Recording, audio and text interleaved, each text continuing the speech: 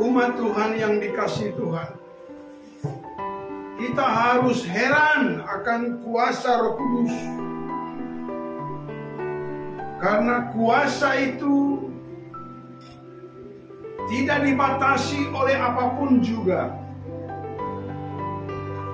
Kuasa itu tidak bisa diatur oleh apapun juga. Karena kuasa itu datang dari Yang Maha Tinggi, Yang Maha Besar dan Yang Maha Mulia. Syair ini mengingatkan kita supaya kita itu percaya bahwa di balik kita ada kekuatan yang tidak bisa diatasi oleh siapapun juga, dimanapun, bagaimanapun keadaannya. Kuheran Allah mau memberi rahmatnya kepada kita. Dan kita harus percaya akan kuasa Allah. Karena Ia menjaga setiap murid-murid Tuhan Yesus. Ia menjaga setiap orang yang percaya kepadanya, yang hidup menuruti perkataan. Bagi dunia, kita dianggap hina. Bagi dunia kita dianggap bodoh. Tapi saudara tahu, bagi Allah kita lebih daripada pemenang. Dunia yang bodoh bagi Allah lebih bijaksana dari dunia ini. Oleh dan karena itu, saudara-saudaraku, umat Tuhan yang dikasihi Tuhan, marilah kita renungkan apa yang Tuhan kerjakan dalam hidup kita. Kita berdoa. Ya Abah, ya Bapa di surga, kekuatan dan kuasa-Mu melebihi segala. Bapa, kemarin saya dan anak-anak saya kami merenungkan planet-planet, di mana di atas bumi ada planet-planet yang lebih besar, bahkan matahari ada yang lebih besar daripada matahari. Tapi saya terlalu percaya Engkau di atas segala-galanya. Bahkan menurut penelitian yang dilakukan, ada satu bulan yaitu Jupiter. Itu mau mengelilinginya sekitar 8.000-an tahun baru bisa mengelilingi bulan itu. Atau mengelilingi bintang itu yang disebut Jupiter. Tuhan, ampuni kami Tuhan, kalau selama ini kami meremehkan kuasa-Mu. Kalau selama ini kami menganggap Engkau tidak bisa melakukan sesuatu, padahal Engkau telah melakukan banyak hal yang tidak kami lihat dan kami rasakan. Malam hari, pagi hari ini Tuhan, di mimbar ini Tuhan, saya bermohon kepada-Mu, ampunilah kami. Ampunilah kami Tuhan. Dan dalam nama Yesus Kristus, Anak Allah yang hidup, yang telah taat sampai mati di kayu salib, yang mengorbankan tubuh dan darahnya sebagai kurban yang sejati. Dan jika orang mau datang kepadamu, ya Abah, ya Bapa di surga, harus melalui darah Yesus, harus melalui Yesus, dan tidak ada cara yang lain selain melalui Engkau. Terima kasih Tuhan. Kami gereja Kasih Bapa di tanah Papua, dengan pertolongan dan kasih yang berasal daripada Tuhan, kami terus bersyukur dan bergerak melihat satu tanda heran kepada tanda heran yang lain, yang Engkau sendiri mengerjakan sesuai dengan rahmat-Mu, sesuai dengan kasih dan karunia-Mu.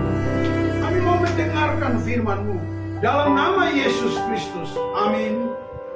Umat Tuhan yang dikasihi Tuhan, minggu ini saya akan mengajak kita bersama-sama merenungkan kebaikan Tuhan yaitu merenungkan firman Tuhan yang saya ambil dalam kitab Efesus, saudara. Dan saya buat satu judul bahwa judul itu berkata bahwa anak terang gambarannya adalah karakter Kristus. Anak terang atau anak Allah atau anak Tuhan, gambarannya adalah karakter Kristus. Ada banyak orang di dunia ini, ada banyak orang Kristen di dunia ini, ada banyak orang percaya di dunia ini yang mengatasnamakan Tuhan, yang berbicara atas nama Tuhan, dan yang berbicara terkait nama Tuhan di lingkungan-lingkungan di mana saja mereka berada. Saudaraku yang kukasih dalam kasih Yesus Kristus, umat Tuhan dimanapun berada.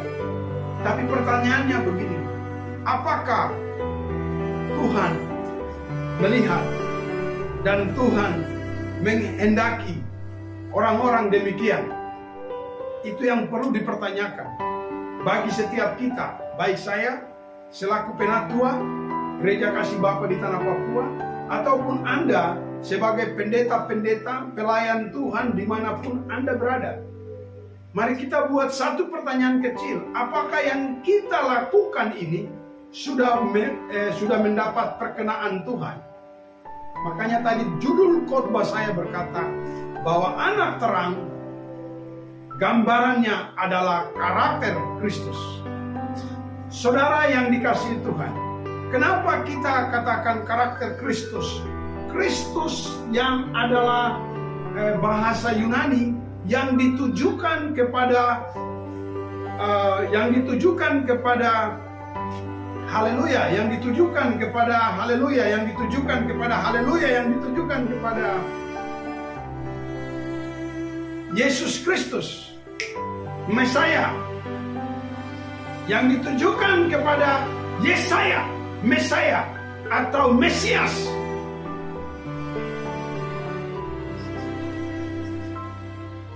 Haleluya, haleluya, terima kasih. Yang ditujukan kepada Yesus Kristus, anak Allah yang hidup. Saudara yang dikasihi Tuhan, kalau kita mau melihat atau mengetahui bahwa Allah itu menghendaki kepada setiap pekerja-pekerja, terlihat dari karakter hidupnya yang menggambarkan karakter Kristus. Saudara yang dikasihi Tuhan, saya tidak menjelaskan karakter Kristus terlalu mendetail, tapi saya akan membawa kita kepada kitab Efesus pasal 5 ayat 8. Firman Tuhan berkata, memang dahulu kamu adalah kegelapan, tetapi sekarang kamu adalah terang di dalam Tuhan. Sebab itu hiduplah sebagai anak-anak terang. Ada 3 kata besar yang kita perlu garis bawahi dan kita harus pahami dengan benar. Yang pertama, Paulus berkata bahwa Efesus atau umat Tuhan, jemaat Tuhan yang ada di Efesus, dahulu mereka gelap. Itu yang pertama. Yang kedua, tetapi sekarang mereka, dahulu kamu memang adalah kegelapan, tetapi sekarang kamu adalah terang. Yang kedua, jemaat Efesus adalah terang. Dan yang ketiga adalah Paulus berkata bahwa sebab itu hiduplah sebagai anak-anak terang. Ada 3 hal yang paling penting yang telah disampaikan dalam Efesus pasal 5 ayat 1 sampai dengan 20. Dan di dalamnya dia akan membahas tentang Apa sih kegelapan yang dilakukan oleh orang-orang atau jemaat Tuhan di Efesus?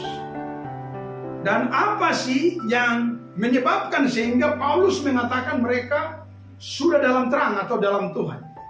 Dan kenapa sampai Paulus mengatakan bahwa mereka harus hidup di dalam terang? Saudara, kota Efesus adalah kota di mana penginjilan pertama kali dilakukan dan dikatakan sangat cepat pergerakan penginjilan di sana, saudara. Di Efesus. Saudara yang dikasihi Tuhan, Efesus terletak di Turki. Dan saudara atau saudara-saudara rohani saya atau kakak-kakak rohani, mereka mengunjungi kota tersebut dan mereka merasa kagum melihat puing-puing yang berantakan di sana. Ada satu aktivitas pernah terjadi di sana, dan ketika mereka mengunjungi kota itu hanya puing-puing. Tidak ada gereja yang begitu dahsyat yang menggoyahkan dunia selain gereja yang ada di Efesus pada mula-mula, saudara. Ada banyak gereja yang merupakan batu-batu yang berserakan, masih eksis tetapi tidak hidup dan bergerak. Allah tidak berdiam bersama-sama dan hidup di tengah-tengah mereka. Saudara yang dikasihi Tuhan, umat Tuhan yang berada di mana saja. Jadi Efesus ini adalah kota di mana letaknya di Turki. Dan pernah terjadi penginjilan di sana yang begitu sangat luar biasa. Dan orang-orang di sana dikatakan pertama kali penginjilan bergerak di sana.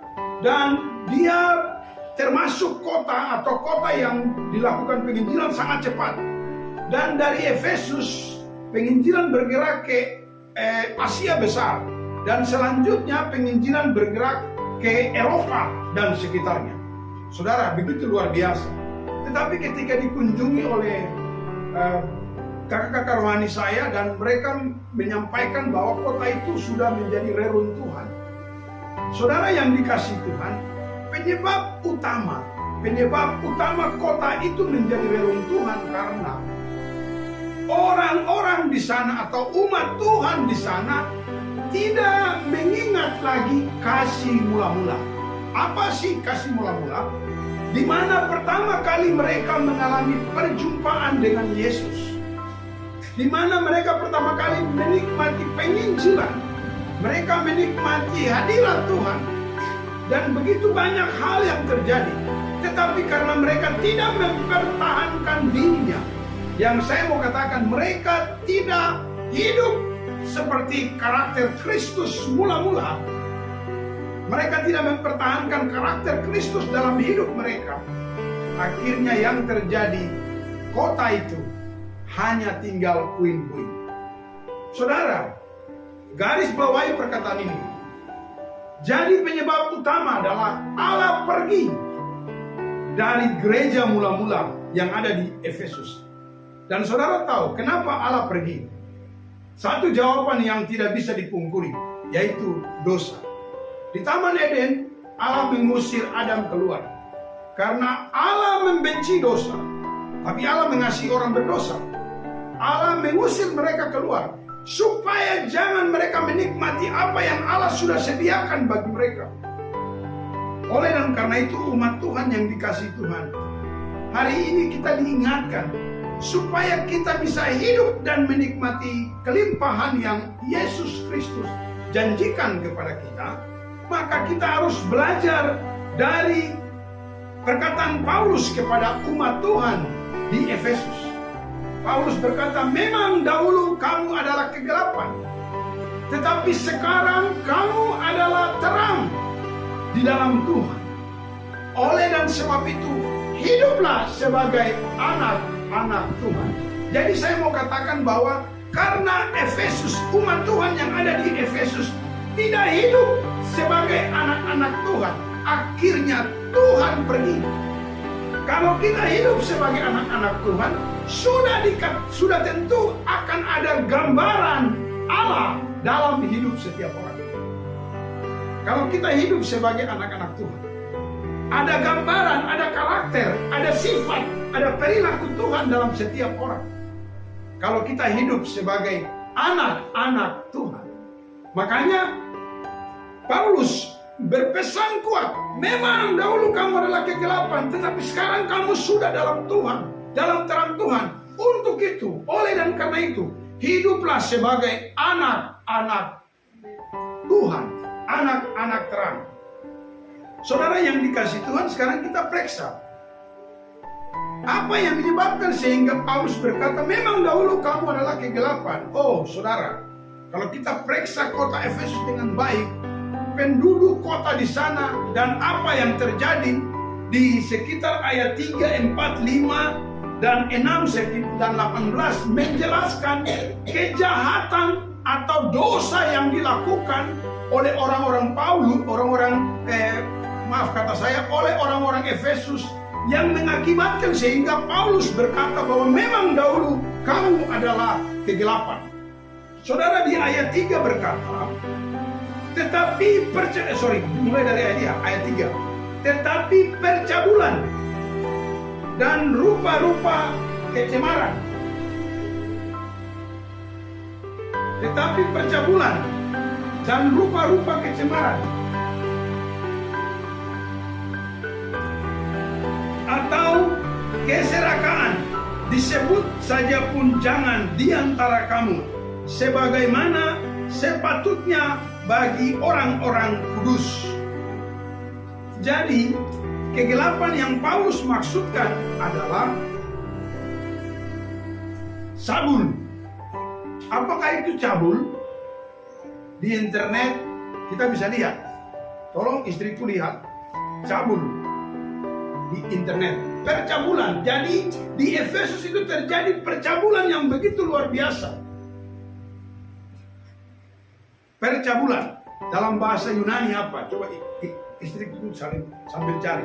Jadi kegelapan yang pertama yang dilakukan, yang sampai Paulus mengatakan bahwa umat Tuhan di Efesus memang dahulu kamu gelap. Yang pertama gelap itu adalah percabulan. Orang Efesus hidup dalam percabulan, saudara. Di ayat 4 firman Tuhan berkata, demikian juga perkataan yang kotor. Bahasa Yunani perkataan yang kotor itu sapros. Sapros itu caci maki. Kata-kata yang cenderung kepada perkataan yang tidak baik. Yang kedua, kegelapan yang ada di kota Efesus adalah orang-orang di sana suka sebut kata sapros, kata-kata cabul, kata-kata caci makian, kata-kata kotor. Dan berikutnya saudara di ayat 5 berkata, karena ingatlah ini baik-baik, tidak ada orang cabul dan orang cabul, orang cemar atau orang serakah. Saudara, di Efesus orang-orang itu cabul, cemar, dan serakah, saudara. Serakah itu suka uang, cinta uang. Serakah, dia ingin memiliki sesuatu, dia ingin punya. Dia sudah punya sesuatu, dia ingin lebih daripada sesuatu. Serakah. Jadi kegelapan yang Paulus katakan buat orang Efesus yang tadi di ayat 5, dan tidak ada orang cabul, orang cemar, atau orang serakah, artinya penyembah berhala, saudara. Paulus menyimpulkan bahwa cemar, cabul, serakah adalah penyembahan berhala, saudara. Apa artinya penyembahan berhala? Penyembahan berhala artinya sistem pemikiran di mana kita mendahulukan sesuatu daripada Allah. Oh, rupanya penyembahan berhala orang Efesus adalah cabul. Berarti mereka mendahulukan cabul daripada Tuhan. Mereka mendahulukan serakah daripada Tuhan. Mereka mendahulukan hidup cemar. Kawin ke sana, kawin ke sini. Sudah punya istri, kawin lagi. Sudah punya suami, cerai suami, kawin lagi. Sudah punya suami, tidur dengan laki-laki lain. Tidur dengan wanita lain. Itu dikatakan cemar, hidup kotor. Itulah sebabnya Paulus mengatakan memang dahulu kamu adalah kegelapan, saudara. Penyembahan berhala sangat dibenci oleh Tuhan karena mendahulukan hal-hal demikian. Tuhan membenci orang yang penyembah berhala. Saudara, kita adalah makhluk penyembah. Ketika Anda tidak menyembah Allah yang hidup, Allah Bapa, Firman, dan Roh Kudus yang menjadikan langit dan bumi, laut dan segala isinya, serta seluruh mata air, maka Anda akan menyembah setan. Dan kalau Anda menyembah setan, maka perilaku Anda mengikuti setan. Hanya setanlah yang suka bercabul. Hanya setanlah yang hidup cemar. Hanya setanlah yang hidup melakukan perbuatan-perbuatan yang najis. Makanya disebut kegelapan. Saudara, jemaat Efesus hidup dalam kegelapan. Apalagi di ayat 6. Coba kita perhatikan di ayat 6 dalam Efesus pasal 5. Perbuatan gelap seperti apa? Janganlah kamu disesatkan orang dengan kata-kata hampa. Berarti orang Efesus suka menyenangi kata-kata yang menyenangkan telinga mereka, dan mereka telah disesatkan. Selanjutnya firman Tuhan berkata, karena hal-hal demikian mendatangkan murka Allah atas orang-orang yang tidak taat. Berarti kegelapan yang dimaksudkan oleh Paulus kepada umat Tuhan di Efesus, mereka gelap. Mereka tidak taat kepada Allah. Makanya mereka disebut gelap, hidup dalam kegelapan, saudara. Dan selanjutnya di ayat 18, kalau kita perhatikan dalam pembacaan ini, janganlah mabuk oleh karena anggur. Berarti orang Efesus suka mabuk. Saudara, suka mabuk oleh anggur, karena anggur menimbulkan hawa nafsu. Ketika orang mabuk itu, yang pertama muncul adalah hawa nafsu. Nafsu segala macam. Kalau minuman kurang atau sudah habis, minuman keras, ya, alkohol telah habis, pasti mereka akan nafsu untuk minum lagi. Dan kalau sudah tidak ada minuman, mereka bisa mengambil barang orang, yaitu pencuri. Bisa pencuri uang, pencuri barang, dan menjual barang itu. Dan ujung-ujungnya adalah untuk memuaskan keinginannya untuk mau mabuk lagi. Bisa menipu istri, bisa menipu suami, bisa terjadi percabulan, bisa terjadi kecemaran, melakukan tindakan-tindakan yang amoral, yang tidak baik, yang tidak benar, saudara, yang dikasih Tuhan. Tetap, ya, saudara. Jadi itulah sebabnya Paulus mengatakan bahwa umat Tuhan di Efesus, mereka dahulu kegelapan. Berarti sudah jelas, saudara, kehidupan orang Efesus lah yang mengakibatkan sehingga Paulus berkata, memang dahulu kamu adalah kegelapan, tetapi sekarang kamu adalah terang. Berarti kehidupan orang Efesus tidak berkarakter Kristus, tidak menggambarkan Tuhan. Saudara yang dikasih Tuhan, apa yang menjadi dasar sehingga Paulus mengatakan bahwa orang-orang di Efesus itu sudah dalam terang? Seperti di ayat 8, memang dahulu kamu adalah kegelapan, tetapi sekarang kamu adalah terang di dalam Tuhan. Berarti Paulus percaya bahwa orang-orang Efesus telah terima Yesus sebagai Tuhan dan Juru Selamat, telah mendengarkan Injil Kerajaan Allah yang disampaikan oleh Tuhan Yesus, dan selanjutnya murid-murid Yesus, dan selanjutnya Paulus menjalankan atau melanjutkan perkataan-perkataan tersebut, yaitu perkataan-perkataan Injil. Di ayat 1 berkata, sebab itu sebagai anak-anak yang terkasih, teladanilah Allah dalam hidup dan hiduplah dalam kasih, sebagaimana Kristus telah mengasihi kamu dan telah menyerahkan dirinya untuk kita sebagai persembahan dan kurban yang harum bagi Allah. Saudara, Paulus telah menjelaskan, Paulus telah menyampaikan bahwa kurban sejati adalah Yesus Kristus. Untuk supaya umat Tuhan di Efesus bisa menerima Kristus sebagai Tuhan dan Juru Selamat, untuk supaya umat Tuhan di Efesus bisa menikmati atau bisa bertemu dengan Allah, bisa menikmati hadirat Allah, mereka harus menerima Yesus Kristus sebagai Tuhan dan Juru Selamat, saudara. Dan Paulus meyakinkan umat Tuhan bahwa mereka telah hidup dalam terang, karena terang hanyalah berbuah kebaikan dan keadilan dan kebenaran. Oleh dan karena itu Paulus mengatakan kepada umat Tuhan di Efesus supaya mereka hidup di dalam terang. Itulah alasan yang dikatakan Paulus, karena mereka hidup dalam karena mereka sudah terima Yesus, sudah terima Injil, maka mereka dikatakan sebagai umat Tuhan yang telah hidup di dalam terang. Dan saudara, apa pesan Paulus kepada umat Tuhan di Efesus? Pesan Paulus adalah oleh karena itu, sebab itu hiduplah sebagai anak-anak terang.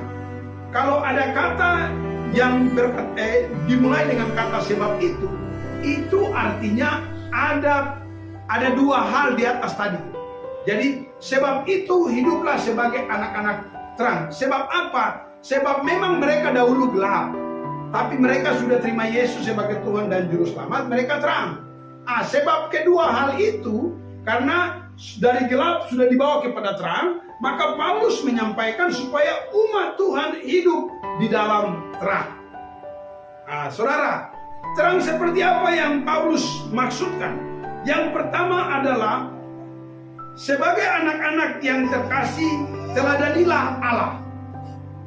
Teladanilah Allah artinya kita harus berkarakter seperti Kristus. Kenapa kita harus berkarakter seperti Kristus?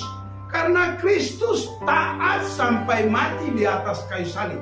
Karena Yesus taat sampai mati di atas kayu salib, maka Yesus itu disebut gambarannya Allah, gambar Allah di bumi untuk kita teladani. Dengar baik-baik. Tidak ada pria yang berumur 30 tahun bekerja sampai 30 tahun lebih, sekitar 33 lebih, dan dia itu menunjukkan dedikasinya, ketaatannya kepada Allah.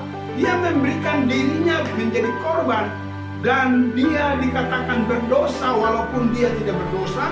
Dia dikatakan terkutuk walaupun dia tidak terkutuk, saudara. Tidak ada pria seperti Yesus yang adalah pria yang sejati. Yesus sejati, kenapa? Karena dia menunjukkan dedikasinya. Dia menunjukkan ketaatannya kepada Allah Abraham, Allah Ishak, Allah Israel. Dia menunjukkan bahwa dia taat kepada Bapaknya, kepada Tuhan Allah yang menjadikan langit dan bumi. Makanya kita harus berkarakter Kristus. Kristus harus tinggal dalam hati kita dan menguasai kita dan mengatur kita. Sebab Kristuslah gambaran dari Allah itu.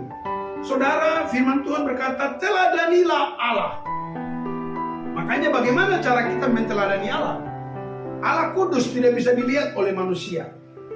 Untuk menteladani Allah, Allah memberi Yesus berinkarnasi sebagai manusia dan hidup seperti manusia. Dan akhirnya dia menunjukkan karakter Allah, karakter Tuhan, dan lain sebagainya, saudara. Dan hiduplah dalam kasih sebagaimana Kristus telah mengasihi kamu. Nah, ini bukti nyata bahwa Kristus menggambarkan karakter Allah. Yesus menggambarkan karakter Allah. Yesus Kristus menggambarkan karakter Allah dengan kasih. Kasih yang mana? Dia memberikan dirinya. Dia tidak bersalah, dia dijadikan bersalah seperti yang sudah saya sampaikan tadi. Dia tidak berdosa, dikatakan berdosa. Dia tidak terkutuk, dikatakan terkutuk. Katakan buat saudara di sebelah dimanapun Anda berada. Hanya untuk kau dan saya. Saudara, betapa luar biasanya Tuhan kita. Katakan Yesus oke. Katakan Yesus, saya suka karaktermu. Katakan Yesus, saya senang dengan engkau. Yesus, saya suka akan firman-Mu. Saudara yang dikasihi Tuhan, yang pertama Paulus mau supaya kita menteladani Allah. Dan untuk supaya kita bisa menteladani Allah, belajarlah dari Yesus. Bagaimana supaya kita belajar dari Yesus? Baca kitab Injil, Matius, Markus, Lukas, Yohanes, dan perjalanan murid-murid Yesus di Kisah Para Rasul, saudara. Itu karakter Kristus yang sangat sempurna ada di dalam Yesus Kristus. Dengar baik-baik, Adam pernah hidup. Di dalam diri Adam ada karakter Kristus. tapi Adam tidak taat. Apa yang terjadi ketika Adam tidak taat? Diusir keluar dari Taman Eden. Ada sejumlah orang hidup setelah keturunan Adam dan Hawa, dan sampai ke Nuh, saudara. Bisa miliaran orang yang hidup pada waktu itu. Tapi apa yang terjadi? Hanya didapati Nuh yang ada karakter Kristus. Ada semua orang ada karakter Kristus karena benih ilahi ada pada setiap manusia. Tapi yang berkarakter Kristus, yang mengikuti teladan Kristus hanyalah Nuh. Nuh hidup benar, Nuh bergaul dengan Tuhan, dan Nuh tidak bercela. Tapi saudara, apa yang terjadi? Nuh juga mabuk setelah orang semua mati, dan Nuh juga mabuk, dan akhirnya dia mabuk. Maka salah satu anaknya melihat auratnya. Siapa lagi, saudara? Musa. Oh haleluya, luar biasa. Abraham. Abraham adalah orang yang dikatakan percaya kepada Tuhan. Dia berkarakter Kristus tapi tidak sempurna. Kenapa? Dia pernah menipu, dan akibat penipuannya anaknya Ishak juga melakukan penipuan. Dia pilih kasih, akibatnya anaknya Ishak pilih kasih. Dan akhirnya keturunan ketiga Yakub juga, saudara. Yakub ada karakter Tuhan, karakter Kristus ada, tapi dia pilih kasih. Dia tukang tipu, Yakub. Menipu bapaknya, menipu bapak mantu, dan lain sebagainya. Dan lebih parah di keturunan Yakub. Mereka saling membunuh, saling iri hati, mereka menipu bapaknya, dan lain sebagainya. Nabi-nabi, saudara, ada tercatat beberapa nabi-nabi yang luar biasa. Tapi saya mau beritahu kabar gembira. Ada satu pria yang namanya Yesus Kristus, Yesua, adalah pria yang sejati, yang karakter Allah ada di dalamnya, dan tidak ada orang yang seperti dia. Dia taat sampai mati di kayu salib. Mari tepuk tangan buat Tuhan Yesus. Saudara yang dikasihi Tuhan, itulah sebabnya Paulus berkata kepada umat Tuhan, teladanilah Allah. Saudara yang dikasihi Tuhan, di ayat 12 firman Tuhan berkata, sebab menyebut saja apa yang mereka lakukan sembunyi-sembunyi sudah memalukan.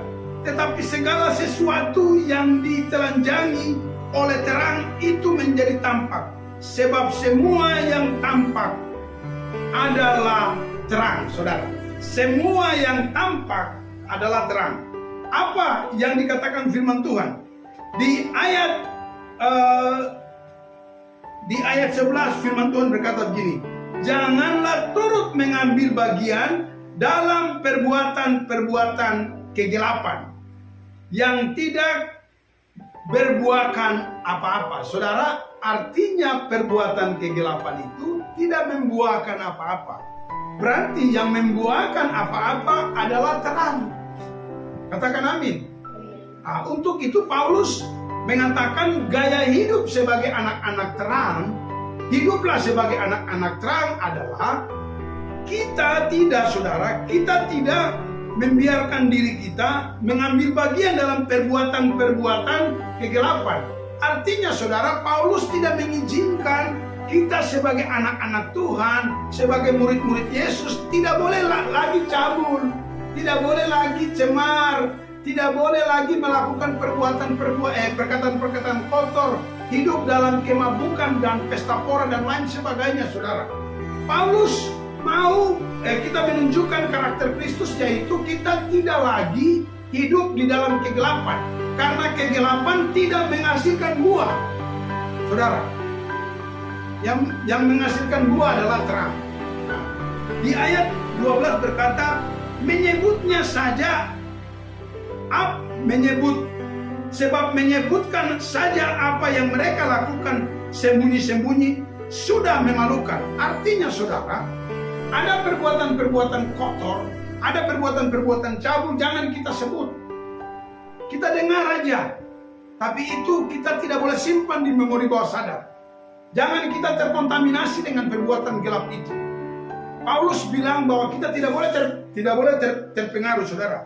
Di ayat 13 firman Tuhan berkata, Tetapi segala sesuatu yang sudah ditelanjangi oleh terang, itu menjadi tampak. Sebab semua yang tampak adalah terang. Berarti berbicara tentang terang, berbicara tentang transparan. Berbicara tentang terang, berbicara tentang apa adanya. Saudara, kalau kita sebagai murid-murid Tuhan, sebagai orang-orang percaya, kita harus hidup dalam terang, saudara. Kita harus hidup tampak. Perbuatan-perbuatan kita harus perbuatan-perbuatan yang benar. Saudara yang dikasihi Tuhan, itu gaya hidup orang yang hidup dalam terang. Di ayat 14 firman Tuhan berkata, itulah sebabnya dikatakan, bangunlah hai engkau yang tidur, dan bangkitlah di antara orang mati, dan Kristus akan bercahaya atas engkau, saudara. Yesus bicara dalam Matius pasal 6 ayat 16. Hendaklah terangmu bercahaya di hadapan orang, supaya perbuatan baikmu nampak, sehingga perbuatan baikmu memuliakan Allah Bapa di sorga.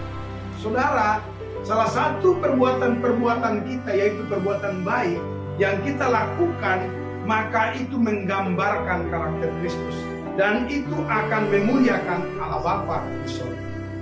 Betapa saya bersyukur dengan kebenaran firman Tuhan kali ini, saudara. Selanjutnya, saudara, ayat 15 berkata, karena itu perhatikanlah dengan seksama bagaimana kamu hidup. Janganlah seperti orang bebal, tetapi seperti orang bijak. Apa itu orang bebal, saudara? Orang bebal itu orang yang sudah dengar firman ulang-ulang. Dia bahkan sudah menjadi pelayan Tuhan. Dia bahkan sudah menjadi pendeta, bahkan sudah menjadi majelis jemaat, bahkan sudah menjadi, saudara, guru sekolah minggu. Dia menjadi terlibat dalam pekerjaan-pekerjaan organisasi-organisasi gereja, pekerjaan-pekerjaan komunitas-komunitas rohani. Tetapi, saudara, ketika banyak firman yang dia dapat, dia tidak hidup melakukan firman itu. Itu orang yang bebal. Orang yang bebal itu sudah mengerti tentang firman Tuhan, sudah mengetahui tentang firman Tuhan, tapi dia tidak melakukan. Itu bebal, saudara. Ada satu cerita yang paling nampak adalah di setiap bungkusan rokok itu, saudara, itu adalah mereka ada tulis dan menempatkan gambar. Rokok akan mengakibatkan apa, saudara? Kanker, impoten, jantung rusak, tenggorokan rusak, dan lain sebagainya. Tapi masih ada banyak orang Kristen, bahkan pendeta, bahkan orang-orang yang bergereja, bahkan orang-orang yang juga terlibat dalam segala macam pekerjaan gereja, masih isap rokok, saudara. Padahal sudah jelas pemerintah lewat yang punya pencetak rokok itu, pabrik rokok itu, dia mengatakan bahwa dia memberikan teguran-teguran dan perhatian di dalam setiap bungkusan rokok. Tapi, saudara, apa yang terjadi? Yang terjadi adalah orang tetap bebal. Sudah tahu rokok berbahaya, tapi tetap isap rokok. Itu menunjukkan orang yang bebal. Saya mau memberitahukan sebuah cerita ini. Suatu ketika ada survei yang datang kepada pemilik pabrik rokok. Dan dia bertanya, kenapa kau sudah tahu bahwa rokok itu merusak kesehatan, dan kau sendiri menganjurkan dan menaruh di setiap bungkusan rokok bahwa rokok itu mengakibatkan impoten, jantung, dan lain sebagainya, penyakit-penyakit kronis yang merusak. Tapi kenapa kau tetap punya pabrik rokok? Dia hanya jawab santai. Dia bilang, saya buat rokok, saya punya pabrik rokok buat orang-orang yang tidak tahu membaca. Jadi kalau Anda yang masih merokok sampai hari ini, Anda adalah orang yang tidak tahu membaca. Kalau Anda masih merokok, kalau Anda pendeta, Anda masih merokok, Anda tidak tahu baca. Kalau Anda itu guru sekolah minggu, kalau Anda itu masih bergereja, Anda orang Kristen, bergereja, anggota jemaat, baru Anda isap rokok, Anda itu, saudara, orang yang tidak tahu baca. Dan kalau orang yang tidak tahu baca itu adalah orang bodoh, saudara. Kalau saya katakan bodoh dan tolol. Saudara yang dikasihi Tuhan, ketika kita isap rokok, dampaknya Yang kita keluarkan adalah cahaya rokok. Akhirnya orang bisa isap rokok karena melihat kita, saudara. Itu yang dimaksudkan oleh Paulus, saudara. Saudara yang dikasih Tuhan, di ayat 16 firman Tuhan berkata, dan pergunakanlah waktu yang ada, karena hari-hari ini adalah hari yang jahat, saudara. Saudara, Paulus mengatakan kepada umat Tuhan di Efesus. Dan kalau kita mau jujur saat ini, saudara, bahkan ada salah satu gereja besar, gereja tua, organisasi, yang kita kalau mau jujur, saudara, ada masih banyak orang yang bebal di dalamnya. Dan saudara, mereka punya moto gereja adalah Efesus 5 ayat 8 yang kita bahas. Memang dahulu kamu adalah kegelapan, tetapi sekarang kamu adalah terang di dalam Tuhan. Sebab itu, hiduplah sebagai anak-anak terang. Ada banyak orang Kristen hari ini yang tidak hidup di dalam terang. Ada banyak orang-orang Kristen yang tidak hidup sebagai anak-anak terang, saudara. Terang berbicara tentang transparan. Terang berbicara tentang apa adanya.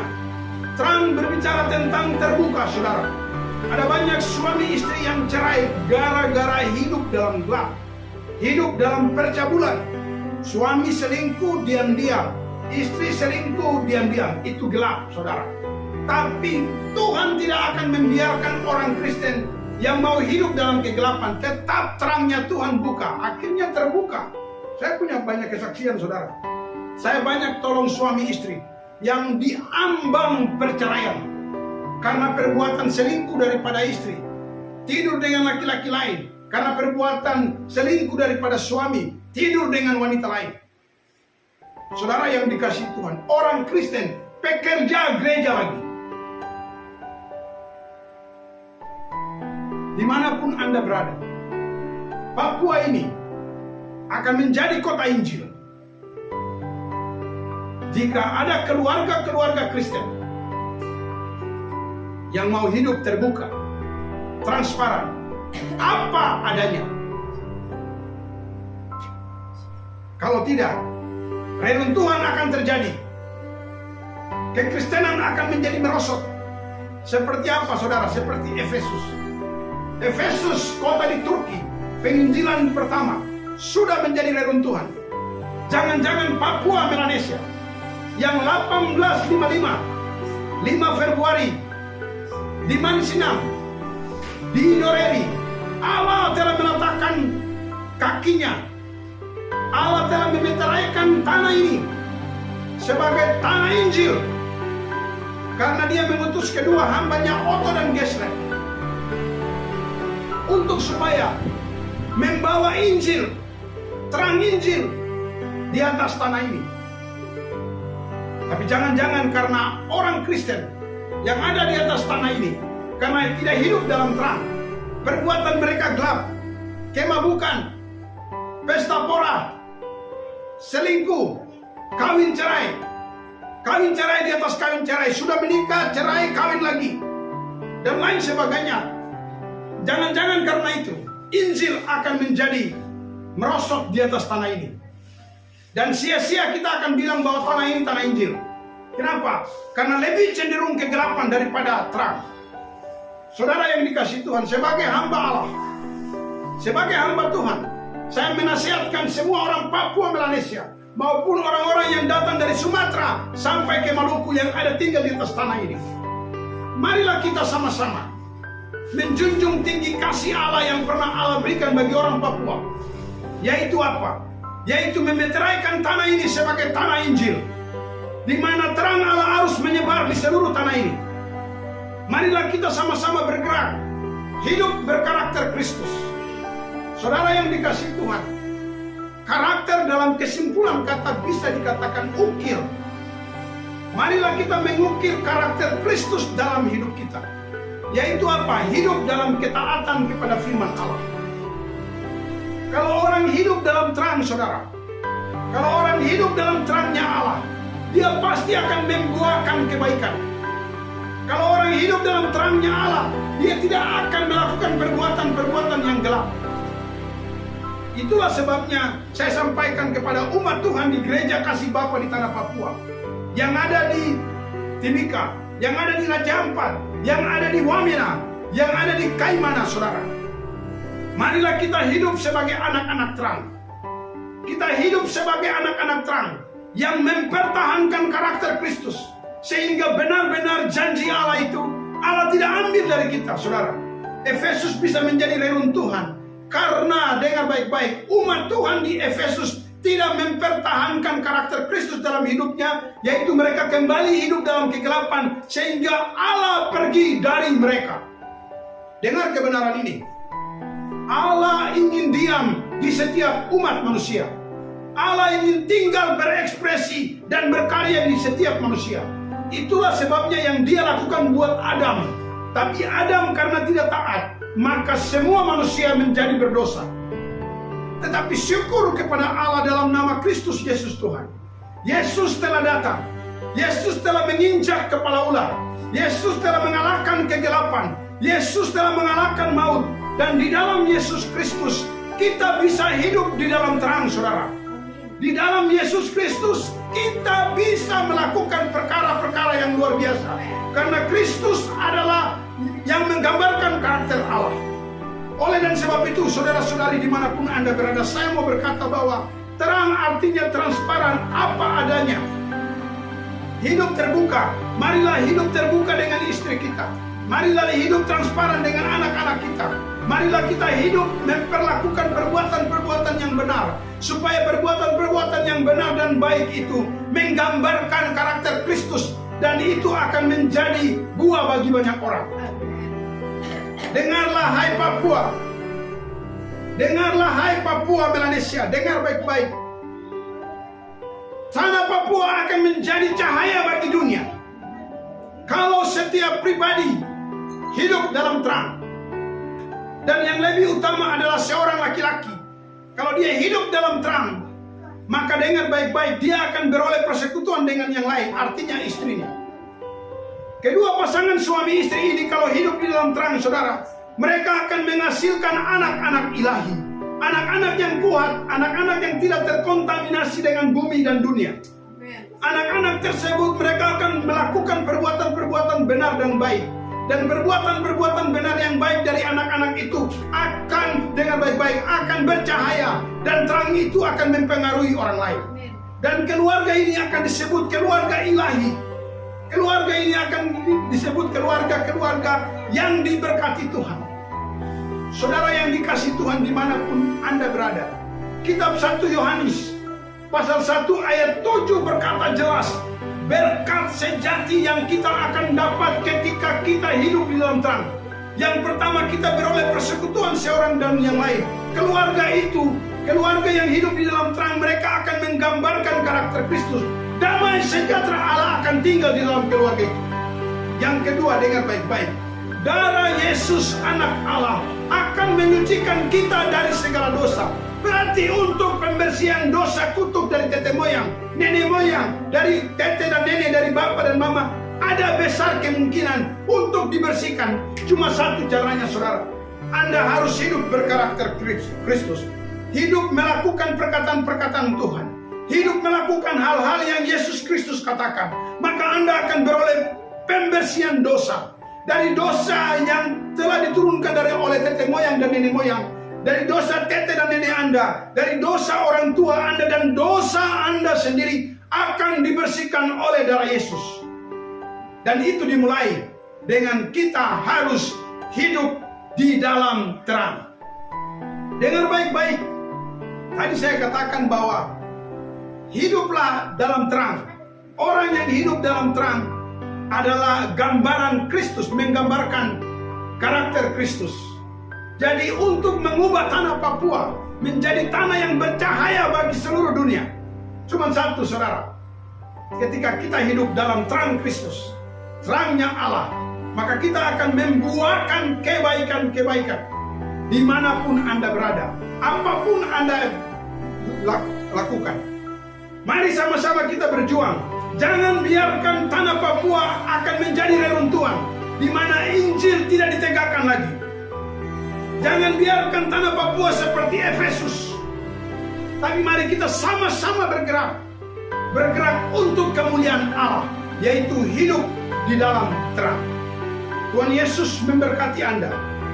Dimanapun Anda berada, apapun yang Anda kerjakan, saya berdoa, semoga terang Allah memberkati kita semua bagi setiap orang yang mendengarkan perkataan-perkataan Kristus yang telah saya keluarkan. Haleluya. Amin.